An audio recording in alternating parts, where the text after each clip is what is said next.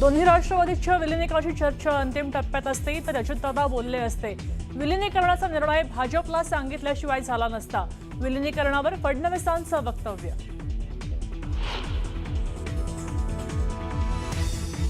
संघर्षाचं राजकारण करण्यापेक्षा विकासाचं राजकारण करू, किती दिवस धुसफूस करायची असं अजितदादा म्हणाले होते।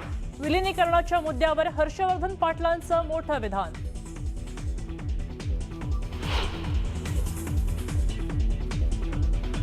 राष्ट्रवादीच्या राष्ट्रीय अध्यक्षपदी प्रफुल्ल पटेल या वक्तव्यावर माफी मागत पियुष गोयल यांचं स्पष्टीकरण, तर प्रफुल्ल पटेलांनीही दावा फेटाळला।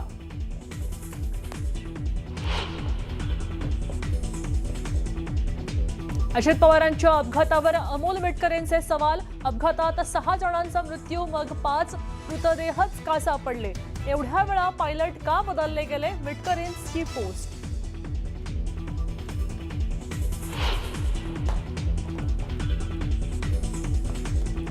सुनेत्रा पवारांनी शपथ घेतल्याचा आनंद, मात्र राजकारण काय झालं यावर 13 दिवसांनंतर स्पष्ट भूमिका घेऊ, आता राजकीय भाष्य करणार नाही, रोहित पवारांनी केलं स्पष्ट।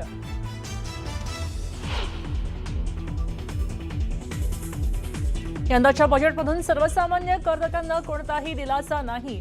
अर्थसंकल्पात इन्कम टॅक्समध्ये कोणताही बदल नसल्यानं सर्वसामान्यांची निराशा।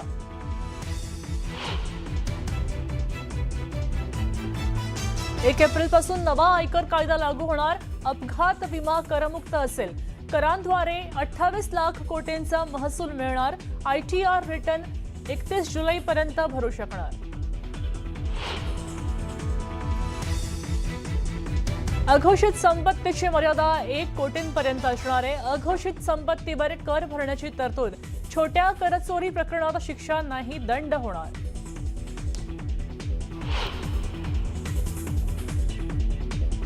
मधुमेह कॅन्सरवरची औषधं स्वस्त होणार। सेमीकंडक्टर क्षेत्रासाठी 40,000 कोटींची तरतूद। 3 मोठ्या केमिकल पार्कची स्थापना करण्याची घोषणा।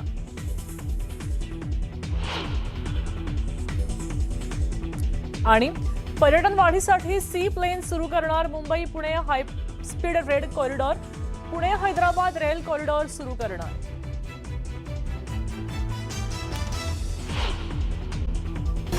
तब्बल 1.5 तास हे बजेट सादर केलेलं आहे। याच्यामध्ये परदेशामध्ये शिक्षण घेणं स्वस्त होणार आहे।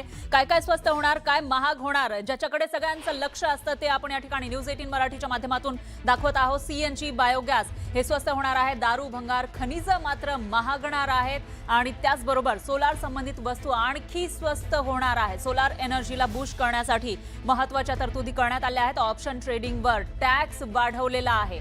ट्रेडिंग जे करतात त्यांच्यासाठी अतिशय महत्त्वाची अपडेट। परदेशामध्ये शिक्षण घेणं आता स्वस्त होणार आहे। CNG बायोगॅस हे सुद्धा स्वस्त होणार आहेत। तर माझ्या पॉकेटमध्ये नेमकं काय राहणार याविषयी प्रत्येकाचा एक कल असतो, प्रत्येकाचा विचार सुरू असतो। बजेटमधून मला नेमकं काय मिळणार आणि त्याचंच उत्तर या ठिकाणी आपल्याला मिळताना दिसतंय, कारण तब्बल 1.5 तास अर्थमंत्री निर्मला सीतारामन यांनी बजेटचं सादरीकरण केलं आहे आणि त्यानंतर त्यामधून सामान्यांना नेमकं काय मिळणार ते आपण न्यूज 18 मराठीच्या माध्यमातून बघतोय। स्वस्त नेमकं काय होणार, तर क्रीडा साहित्य हे स्वस्त होणार आहे आणि त्याचबरोबर बायोगॅस असेल किंवा CNG हे सुद्धा स्वस्त होणार आहे। काय काय स्वस्त होणार ते आपण सगळ्यात आधी बघून घेऊयात। या बजेटचा अर्थ नेमका काय आहे तेही आपण मान्यवरांकडून समजून घेण्याचा प्रयत्न करणार आहोत। मात्र त्याआधी सामान्यांना यामधून नेमकं काय मिळणार आहे, जो कॉमन मॅन आहे त्यांच्यासाठी नेमकं काय स्वस्त होणार ते आपण बघत आहोत न्यूज 18 मराठीच्या स्क्रीनवर। बूट हे स्वस्त होणार आहे, त्यासाठी विशेष तरतुदी करण्यात आल्या आहेत। त्याच्यामध्ये एकतर क्रीडा साहित्य हे स्वस्त होणार आहे, त्याचबरोबर बूट सुद्धा स्वस्त होणार आहेत आणि याशिवाय इतरही त्याच्यामध्ये मग बायोगॅस असेल किंवा CNG जे सामान्यांना लागणाऱ्या वस्तू आहेत त्याही स्वस्त होणार आहेत। त्यामुळे सामान्यांचं जे बजेट आहे किंवा इन्फ्लेशन महागाईशी लढा देण्यासाठी सामान्यांना एक थोडासा एक दिलासा म्हणावा लागेल। आणि इन्कम टॅक्समध्ये मात्र कोणताही बदल नाहीये, कारण मागच्या वेळेला बदल करण्यात आला होता, फार मोठा बदल केलेला होता। त्यामुळे अपेक्षाही तशीच केली जात होती की या वेळेला फारसा काही बदल होणार नाही आणि तसंच काहीच आपल्याला या ठिकाणी पाहायला मिळतं। इन्कम टॅक्समध्ये कोणताही बदल नाहीये, मात्र न्यू टॅक्स रिजिमनुसार 12 लाखांपर्यंत ज्यांचं इन्कम आहे त्याच्यावर टॅक्स हा कमी करण्यात आला होता मागच्या वेळेला आणि त्याच पद्धतीने आता या वेळेला सुद्धा ते कंटिन्यू होताना आपल्याला दिसून येते। आणि या बजेटचा नेमका अर्थ काय आहे ते आपण समजून घेण्याचा प्रयत्न करणार आहोत। अर्थतज्ञ CA Shrikant Limaye, partner EA Patil and associate LLP Navi Mumbai हे आपल्यासोबत जोडले गेलेले आहेत. सर, श्रीकांत सर, खरं तर आपल्याला म्हणजे टॅक्स विषयी बोलायचं आहे, तुमच्या एक्सपर्टीज त्याच्यामध्ये आहेत. मात्र मी एक इकॉनॉमिक्स स्टडी वाचली होती, त्यानुसार ज्यांचं मंथली इन्कम हे 65,000पेक्षा जास्त आहे ते 1% येतात भारतातल्या, आणि बाकीचे जे उरलेले 99% आहेत त्यांना या बजेटमधून नेमकं काय मिळालं ते 1% आपण बोलणार आहोत. पण हे जे उरलेले 99% लोक आहेत भारतातले त्यांना नेमकं काय मिळणार आहे या बजेटमधून? एकूणच या बजेट सेशनच्या आधी आपण जेव्हा बोलायला सुरुवात केली तर त्यावेळेला एक अंदाज होता की यावेळेला सामान्य माणसांच्या तशा फार मोठ्या काही अपेक्षा ऐकू येत नव्हत्या की ज्या आहेत असं. परंतु टॅक्स रेटमध्ये कुठेतरी चेंज होईल आणि जरी झाला तर तो मायनर लेवलला होईल अशी एक अपेक्षा होती. मेनली त्याच्यामध्ये गेल्या वर्षीच्या बजेटमध्ये तुम्ही सांगितलं त्याप्रमाणे 12 लाखापर्यंत हा त्यांनी टॅक्सवरती रिबेट दिलेलाच होता. त्यामुळे मगाशी मी म्हटलं त्याप्रमाणे 1 लाखापर्यंतचं मंथली इन्कम हे आज सामान्य माणसासाठी नक्कीच कन्सिडरेबल फिगर आहे, ज्याच्यामधनं त्याचा घराचा हप्ता, इतर खर्च आणि अजून कुठला अगदी शैक्षणिक हप्ता जरी असेल तरी तो भागवला जाऊ शकतो फ्युचर तरतुदीसाठी. तर या बॅकग्राऊंडवरती एक अशी फक्त एक सामान्य नागरिकांकडे एक अपेक्षा होती की आम्हाला मोबाईलवरती खर्च होतो, लॅपटॉपवरती खर्च होतो, कम्प्युटर, ट्रॅव्हलिंग, त्यामुळे स्टँडर्ड डिडक्शन नाही, एज्युकेशनपेक्षा जे नोकरी करण्याकरता आम्हाला जो खर्च येतो, जो ट्रॅव्हलिंगचा आहे तो, तर हा स्टँडर्ड डिडक्शनचा जो रेट आहे तो आता 75,000 आहे. तो तरी किमान 1 लाखापर्यंत किंवा 1.5 लाखापर्यंत गव्हर्नमेंटने वाढवावा अशी एक मियर अपेक्षा साधारणतः लोकांकडनं एक अपेक्षित होती. परंतु एक अंदाज होता की यावेळेला सामान्य माणसांच्यासाठी टॅक्स रेटमध्ये तशी फार मोठी काही चेंज होणार नाहीत. आणि मी म्हटलं असं की लोकांच्याही फार अपेक्षा नव्हत्या, पण एवढं एक छोटीशी अपेक्षा जरी झाली असती तरी सामान्य माणसाला ह्या बजेटमधनं काहीतरी मिळालं असं कळलं असतं. पण इनडायरेक्ट टॅक्समध्ये काही बदल करण्यात आले आहेत, त्याचा कसा फायदा होऊ शकतो? इनडायरेक्ट टॅक्समध्ये बदल केलेत, पण त्याच्यामध्ये तुम्ही जर ऑब्झर्व केलं असेल तर एक मुद्दाम विषयाला टच करतो की फ्युचर ऑप्शन्स आणि डेरिव्हेटिव्हज याच्यावरती त्यांनी सिक्युरिटी ट्रान्झॅक्शन टॅक्स जो आहे तो वाढवणार आहे. गुंतवणूकदार आहेत त्यांच्यासाठी फायद्याचं. आणि मुळात त्याच्यामध्ये गव्हर्नमेंटला क्लिअर इंडिकेशन द्यायचं आहे की तुम्ही इन्व्हेस्टमेंट शेअर मार्केटमध्ये करताना ही डिलिव्हरी बेस करा, लॉंग टर्म करा, शॉर्ट टर्मसाठी करू नका.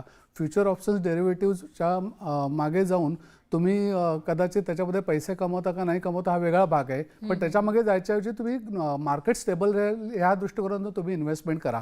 सो ह्या बॅकग्राऊंडवरती त्यांनी STT कुठेतरी चार्ज फ्युचर ऑप्शन्सच्या ट्रान्झॅक्शनवरती करायला घेतला आहे. आणि इनडायरेक्ट टॅक्सेशनमध्ये जसं महत्पासून आपण बघतोय टीव्हीवरती की महाग काय झालं आणि स्वस्त काय झालं, सो आत्मनिर्भर भारत याच्या दृष्टिकोनातनं त्यांनी जे भारतामध्ये ज्याचं प्रोडक्शन होईल, जे स्पेसिफाईड एरियामध्ये प्रोडक्शन होईल त्या वरती त्यांनी जी इम्पोर्ट त्याच्यावरती जे काय टॅक्सेस आहेत, कस्टम ड्युटी आहे म्हणा किंवा जे काय आपलं GSTचे रेट्स असतील त्याच्यामध्ये त्यांनी कटौती केलेली आहे. आणि हाच इनडायरेक्टली बेनिफिट सामान्य माणसाला होऊ शकेल. महाग झालं जे तुम्ही मगाशी म्हणालात त्याप्रमाणे खनिज, दारू ह्या वस्तू ज्या किंवा स्क्रॅप जे आहे आज महाग झालं. कारण स्क्रॅप मला वाटतं महाग होण्याचं कारण किंवा ते घेण्याचं कारण एवढ्यासाठीच आहे की ई-वेस्ट सध्या खूप जनरेट होतोय. सहज मोबाईल मार्केटमध्ये येत आहेत, कम्प्युटर्स मार्केटमध्ये येत आहेत आणि त्याचा वेस्ट आहे हा कन्सिडरेबल फिगर आहे. आणि हे बहुतेक अर्थमंत्र्यांच्या लक्षात आल्यामुळे त्याच्यावरती त्यांनी टॅक्स लावून तो थोडासा महाग होईल असं एक अपेक्षा दिसते.